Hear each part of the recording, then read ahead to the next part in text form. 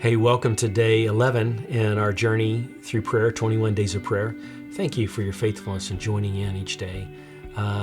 We come across a scene with Jesus that's really, really interesting. And Jesus is walking along. He's very hungry, as he says, and he sees a fig tree, a lone fig tree, and the fig tree is barren.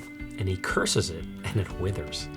And the disciples are going just amazed. They ask him about that miracle and that event. And then Jesus makes a comment, and it's very powerful. I think sometimes it's used out of context, but he says, when you pray, the prayer of faith is powerful. And if you are to say to this mountain to go into the sea, then it will be done. If you've ever traveled Israel, you ended up on the Mount of Olives. And if you're on the Mount of Olives and you look across and you see the old city, you're looking at the Eastern Gate and you see the Temple Mount. And it's just an amazing sight.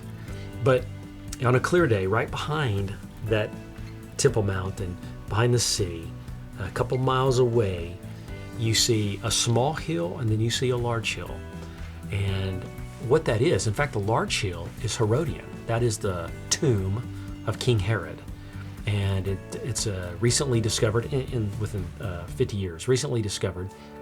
And it's an amazing infrastructure of tunnels and rooms, and that's where Herod spent a lot of time building. He was known as the builder and the butcher, meaning he just killed lots of people. He was the one who ordered all the babies killed that we read about in Luke when Jesus was born. And so he was a butcher, but he was also a builder. I mean, he did amazing structures. Masada, all kinds of Caesarea by the sea. It was just beautiful. So he built himself a tomb. And what's interesting is there's two hills side by side, and like Twin Buttes, kind of similar to Twin Buttes. And so what King Herod did is he just got armies of slaves, and he got them to take one hill and put it on the other hill and make it bigger. And so when you look across the horizon, you see a little small hill, and then you see a really big one.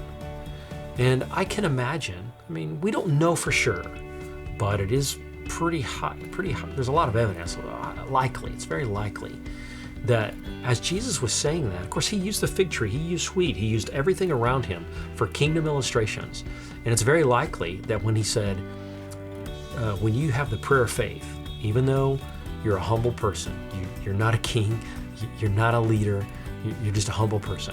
Even when you pray a prayer of faith, believing God, according to the will of God, you're right in the will of God, you're praying what God wants, then you can order things just like a king can take that mountain. And he moved it just a little bit. The prayer of faith, you can take a mountain and move it all the way to the sea.